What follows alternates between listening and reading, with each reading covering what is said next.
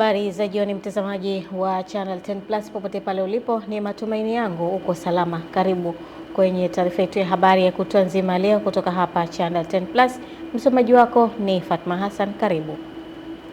Rais wa Jamhuri ya Muungano wa Tanzania Mheshimiwa Dr. Samia Suluhu Hassan ameondoka nchini leo kuelekea nchini Urusi kwa ziara ya kitaifa itakayoanza kesho tarehe 3 hadi 5 Juni mwaka huu. Taarifa ya Lulu Ali inafafanua zaidi. Ziara hiyo ni kufuatia mwaliko mheshimiwa wa Rais wa Urusi Mheshimiwa Vladimir Putin, ambapo viongozi hao wawili watapata fursa ya mazungumzo yanayolenga kuimarisha ushirikiano katika sekta za kimkakati zinazogusa maisha ya wananchi. Akiwa katika uwanja wa ndege wa kimataifa, Mheshimiwa Rais Samia ameagwa na viongozi mbalimbali wa serikali na chama pamoja na wakuu wa vyombo vya ulinzi na usalama. Kwa mujibu wa taarifa iliyotolewa na kurugenzi ya mawasiliano ya Rais Ikulu, Mheshimiwa Rais Samia, ziara hii ni muhimu hasa Tanzania inapoelekea kuanza utekelezaji wa dira ya taifa 2050 ambayo inataka ushiriki mkubwa wa sekta binafsi. Aidha, Rais Samia atashiriki majukwaa ya biashara na uwekezaji na kutangaza fursa zilizopo nchini pamoja na kufungua zaidi fursa za masoko kwa bidhaa za Tanzania nchini Urusi. Hii ni ziara ya pili ya Rais wa Jamhuri ya Muungano nchini Urusi baada ya ile ya kwanza iliyofanywa na baba wa taifa Mwalimu Julius Nyerere Oktoba mwaka 1969. Lulu Ali, Channel 10. Shukrani sana Lulu Ali kwa taarifa hiyo. Wawekezaji na wafanyabiashara wasiopungua 600 wa ndani na nje ya nchi wanatarajiwa kushiriki katika tamasha la uwekezaji la Zanzibar 2026 linaloanza kesho Juni 3 hadi 5 na kufunguliwa na Rais Dr. Hussein Ali Mwinyi. Tupate taarifa kamili. Akitoa taarifa ya kufanyika kwa tamasha hilo, Waziri wa Kazi na Uwekezaji Zanzibar Sharifu Ali Sharifu anasema tayari washiriki 600 wamejisajili kushiriki tamasha hilo linalotarajiwa kuwa ni jukwaa muhimu la kuifungua na kuitangaza Zanzibar kimataifa. Tamasha la uwekezaji Zanzibar 2026 litakuwa jukwaa muhimu la kuwakutanisha wawekezaji, viongozi wa serikali, taasisi za kifedha, sekta binafsi na wadau wa maendeleo kwa lengo la kujadili na kuibua fursa mpya za uwekezaji na biashara zinazoweza kuchangia maendeleo ya Zanzibar na taifa kwa jumla. Miongoni mwa shughuli zitakazofanyika katika tamasha hilo ni maonyesho ya biashara na uwekezaji, mikutano ya biashara na uwekezaji, majadiliano ya biashara baina ya wawekezaji kwa maana ya B2B, madarasa maalumu ya uwekezaji kwa maana ya Investment Masterclass, pamoja na ziara za kutembelea maeneo na miradi ya kimkakati ya uwekezaji. Aidha, Waziri Sharifu anasema washiriki wa tamasha hilo watapata fursa ya kutembelea miradi ya maendeleo, maeneo ya uwekezaji na kutembelea vivutio vya utalii vilivyopo Zanzibar. Itakuwa na siku maalum ya diaspora inayolenga kuimarisha ushiriki wa Tanzania na Wazanzibari waishio nje ya nchi katika maendeleo ya uchumi wa Zanzibar kupitia uwekezaji, biashara na uhamishaji wa ujuzi. Tamasha hilo pia litashuhudia kusainiwa kwa makubaliano mbalimbali ya ushirikiano ushirikiano wa maendeleo ya uwekezaji, ikiwemo makubaliano kati ya ZIPA na Afreximbank pamoja na uzinduzi wa ripoti na nyaraka muhimu zinazohusiana na maendeleo ya uwekezaji Zanzibar. Pamoja na mambo mengine, Waziri Sharifu anasema serikali itaendelea kuchukua hatua madhubuti za kuboresha mazingira ya biashara na uwekezaji. Juma Kasim, Channel 10, Zanzibar.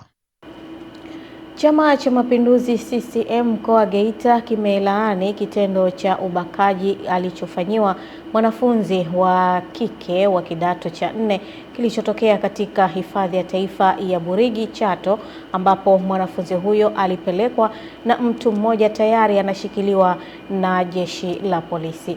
Mtuhumiwa huyo baada ya kumbaka msichana huyo alipiga simu kwa familia ya binti huyo baada ya kufanya kitendo hicho cha kinyama na kuomba kupatiwa kiasi cha shilingi 300,000 ili aweze kumwachia binti huyo akiwa hai. Taarifa zaidi na Mrisho Sadiki kutoka Chato.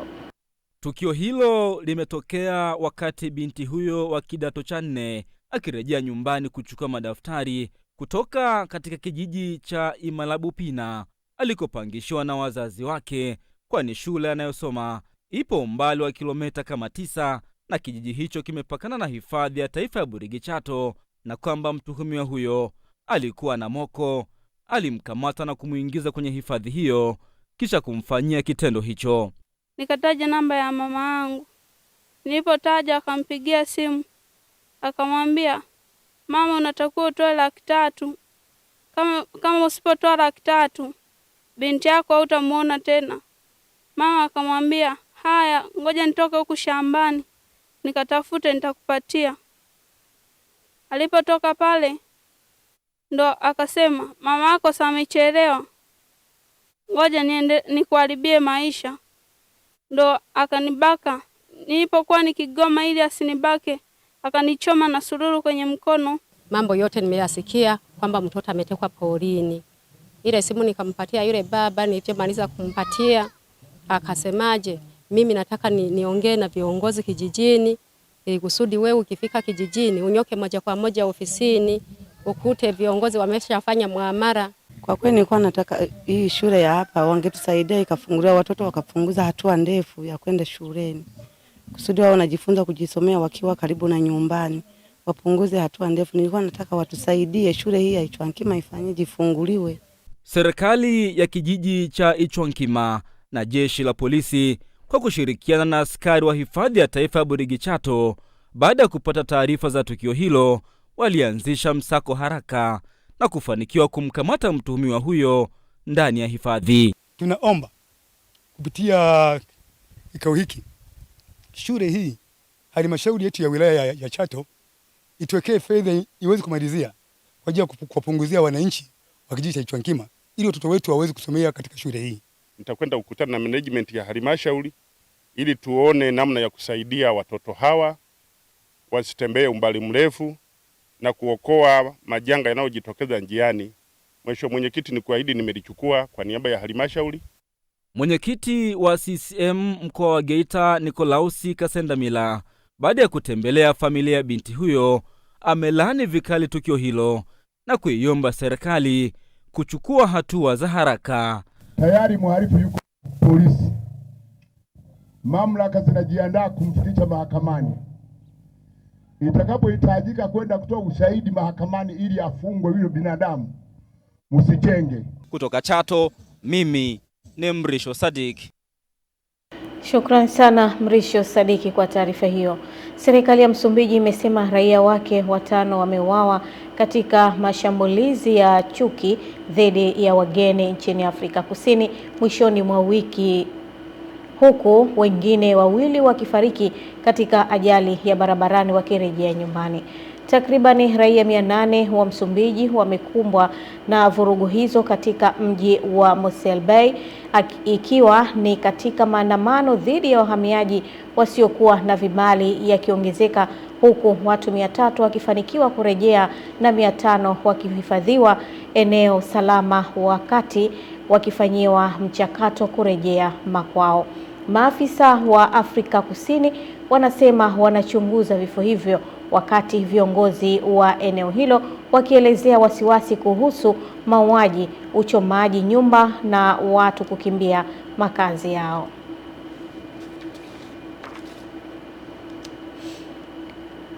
Watumishi 2 wa wakala wa barabara za vijijini na mijini TARURA wilaya ya Nyasa mkoani Ruvuma wamekutwa na hatia katika mahakama ya wilaya ya Nyasa kwa makosa yanayohusiana na rushwa, matumizi mabaya ya madaraka pamoja na kughushi nyaraka katika utekelezaji wa mradi wa Uviko 19. Taarifa ya Yusuf Kayanda kutoka Ruvuma inafafanua zaidi. Akizungumza na waandishi wa habari, naibu mkuu wa TAKUKURU mkoa wa Ruvuma Aterio Kawonga amesema uchunguzi uliofanywa na TAKUKURU umebaini kuwa Thomas Emilio Kitusi aliyekuwa kaimu meneja wa TARURA wilaya ya Nyasa pamoja na Magela Mteleke, fundi sanifu wa ujenzi, walihusika na matumizi mabaya ya madaraka, ikiwa pamoja na kughushi nyaraka katika utekelezaji wa mradi hiyo, ambapo TAKUKURU imewezesha kurejeshwa kwa zaidi ya shilingi milioni 9 za umma ambazo zilikuwa zimetumika kinyume na utaratibu. Katika shauri la uhujumu uchumi namba 5463 la mwaka 2026, mahakama iliwatia hatiani watumishi 2 wa wakala wa barabara za vijijini na mjini TARURA wilaya ya Nyasa kwa makosa mbalimbali ya rushwa, ikiwemo matumizi mabaya ya ofisi na kugushi nyaraka. Katika hatua nyingine, TAKUKURU mkoa wa Ruvuma inaendelea kuchunguza mchakato wa ununuzi wa gari aina ya Costa linalodaiwa kuwa na thamani ya shilingi milioni 300 baada ya hoja kuibuliwa na mwenyekiti wa halmashauri ya wilaya Mbinga, Desiderius Haule. Hoja hiyo imeibua maswali kuhusu uhalali wa mchakato wa manunuzi wa gari hilo. Ni kweli halmashauri yetu wakati bunge limevunjwa na mabaraza yamevunjwa, mkurugenzi mtendaji pamoja na wataalamu waliona wanunue gari aina ya Costa. Kazi yake ni kwa ajili ya kubeba madiwani. Lakini ile Costa imenunuliwa kwa milioni 300. Na ni kweli kwamba tunazo hizo taarifa kuhusu ununuzi wa hilo gari, tunazo na tunaendelea kulifanyia kazi, na tutawajulisha pale ambapo tutaona kweli kulikuwa na mianya ya rushwa, kama kulikuwa hakuna kibali rasmi ambacho kilikuwa kinaruhusu manunuzi ya gari hilo yafanyike au la. Kutoka Ruvuma, Yusuf Kayanda, Channel 10. Wananchi wa kijiji cha Kurugerege katika halmashauri ya wilaya ya Musoma mkoani Mara wamejitokeza kusomba mchanga, mawe na kuchimba msingi kwa ajili ya ujenzi wa vyumba 4 vya madarasa ili kuondoa changamoto ya watoto wao kusomea nje baada ya serikali kutoa kiasi cha shilingi milioni 100. Musa Makale na ripoti kutokea Mara. Hawa ni wananchi wa kijiji cha Kurugerege hapa halmashauri ya wilaya ya Musoma mkoani Mara. Si wanaume wala wanawake, wako hapa kwa jambo moja tu, kumshika mkono Daktari Samia Suluhu Hassan katika maendeleo. Serikali ilitoa kiasi cha shilingi milioni 100 ili kuhakikisha wanajenga vyumba 4 vya madarasa katika shule hii, lakini wao wakasema watamuunga mkono Mheshimiwa Rais wa Jamhuri ya Muungano wa Tanzania kuhakikisha wanatoa nguvu kazi kwa ajili ya kuchimba msingi pamoja na kuleta mchanga na mawe katika shule hii. Kwa juhudi hizi yawezekana Mheshimiwa Rais atatuongezea tena fedha kwa ajili ya kuweka vyumba vingine. Kama unavyoona ni vyumba 5, lakini shule ndio inafanya vizuri kuiaya. Asante sana Mama Samia, kulingana na pesa uliyotupatia Mheshimiwa, tunashukuru sana. Tumeamua na sisi kufanya kazi. Sasa basi, kutokana na vizuri alivyofanya ile milioni 100, na sisi tumeonyesha nia kwamba sisi tunataka maendeleo, tunataka watoto wetu wasome. Umoja huu sasa ni kushawishi nyongeza nyingine ya fedha na wako tayari kuisimamia. Tuongezee tena hela nyingine kwa ajili ya kuongeza vyumba vya madarasa, maktaba, kwani tuna mahitaji mengi. Lakini nasi pia katika kumuunga mkono tumeamua tuchimbe msingi. Pia tumesha kusanya mchanga kwa ajili ya ujenzi. Itatusaidia kwa sababu sisi hapa miaka yote wanaohitimu darasa la 7 wanakuwa wametokea ukaa nje miaka 2 mfululizo, wakiwa darasa la 5 wanasomea nje na la 6 wanasomea nje. Mkuu wa wilaya Musoma Juma Chikoka naye anashiriki na wananchi hao katika zoezi la uchimbaji wa msingi, na matarajio yake ni kuhakikisha madarasa haya yanakamilika. Vijiji vyote 68 vya Musoma vijijini viige mfano wa kijiji hiki cha Kurugerege, kwa maana wanaonyesha kivitendo wanavyopenda maendeleo yao, wanavyoijenga kesho yao, hususan kuwekeza katika sekta ya elimu. Kutoka hapa katika shule ya msingi Bukwaya hapa halmashauri ya wilaya Musoma mkoani Mara, jina langu ni Musa Makali na hii ni Channel 10. Rais wa Senegal Bassirou Diomaye Faye ametangaza serikali mpya yenye mawaziri 30 na kujumuisha baadhi ya wanachama na washirika wa chama cha Ousmane Sonko, licha ya mshirika wake huyo wa zamani kusema chama chake hakitoshiriki. Tangazo hilo limejiri chini ya wiki 2 baada ya Faye kumfuta kazi Sonko kama waziri mkuu kufuatia tofauti ya kisera hasa kuhusu uchumi na kumteua mchumi Abdul Ahmado Al-Amino Mohamed kuwa waziri mkuu, akisema ana uwezo wa kushughulikia deni la taifa la Senegal. Wachambuzi wanasema mvutano huo unaashiria changamoto kwa Rais Faye katika juhudi zake za kuendesha serikali na kutekeleza sera zake, hasa katika kukabiliana na matatizo ya kiuchumi na deni kubwa la taifa.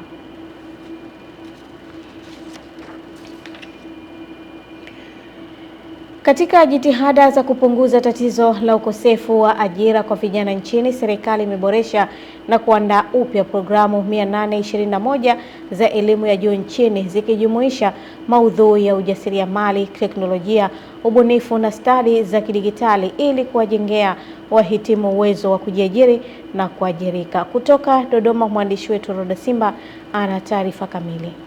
Hayo yameelezwa bungeni jijini Dodoma na naibu waziri Wizara ya Elimu, Sayansi na Teknolojia Wan Hafidh Amir wakati akijibu swali la mbunge wa jimbo la Bumbwin Mwin Jamal Ramadhan aliyehoji mpango wa wizara wa kukaa na vyuo vikuu kuwaelekeza namna ya kubadilisha mitaala yao ili kuwezesha vijana kujiajiri baada ya kumaliza masomo. Katika utekelezaji wa azma hiyo hadi kufikia Aprili 2026, jumla ya programu 821 zimepitiwa ili kuhakikisha zinaendana na mahitaji ya soko la ajira. Kati ya hizo programu 533 zimeboreshwa na 288 zimeandaliwa upya. Aidha, programu hizo zimejumuisha maudhui ya ujasiriamali, matumizi ya teknolojia, ubunifu na stadi za kidijitali. Aidha, Ramadhani amehoji mkakati wa ziada wa serikali wa kunusuru wahitimu wa vyuo vikuu na vyuo vingine nchini, ikizingatiwa kuwa kila mwaka idadi kubwa ya vijana wanahitimu. Kwa kuwa vyuo vikuu vyote vya Tanzania vimekuwa kwa kila mwaka wahitimu wengi wanahitimu na wanaendelea kubaki mitaani, upi mkakati wa serikali na kauli ya serikali kutoa mafunzo ya ziada ili vijana waweze kuendelea na kupata ajira na kuendeleza maisha yao kiuchumi? Lipo wimbi la wanavyuo wengi wanaohitimu na hawana ajira rasmi, na serikali imekuwa ikifanya jitihada mbalimbali kuona kwamba wanafunzi wanaohitimu wanaweza kujiajiri wenyewe. Serikali imeendelea kuweka mazingira wezeshi ya upatikanaji wa taarifa, lakini pia upatikanaji wa fursa mbalimbali na mafunzo ya kiuchumi ili kuwasaidia wahitimu kutumia ujuzi wao kujiajiri. Kutoka Dodoma, Roda Simba, Channel 10. Rais wa Kenya William Ruto ametetea kufunguliwa kwa kituo cha karantini akisema ni mpango mpana wa kujitayarisha kukabiliana na changamoto za kiafya kama Ebola hata siku za baadaye, kwani pia ni sehemu ya ushirikiano wa muda mrefu baina ya nchi hizo mbili katika sekta ya afya kati yake na Marekani. Mpango huo umezusha maandamano na kesi kadhaa zimewasilishwa mahakamani dhidi yake, hasa kufuatia madai kwamba ni kwa ajili ya raia wa Marekani watakaoathiriwa, huku baadhi ya waandamanaji wakisema hawajashirikishwa kikamilifu katika maamuzi kuhusu mradi huo. Serikali kwa upande wake imeeleza kuwa itaendelea kutoa ufafanuzi zaidi kwa umma kuhusu madhumuni ya kituo hicho, huku ikisisitiza kuwa hatua zote za usalama na afya zitazingatiwa ili kulinda wananchi. Na mtazamaji, taarifa hiyo basi inatupa nafasi kwenda kuziangaza habari za biashara na uchumi. Endelea kusalia nasi.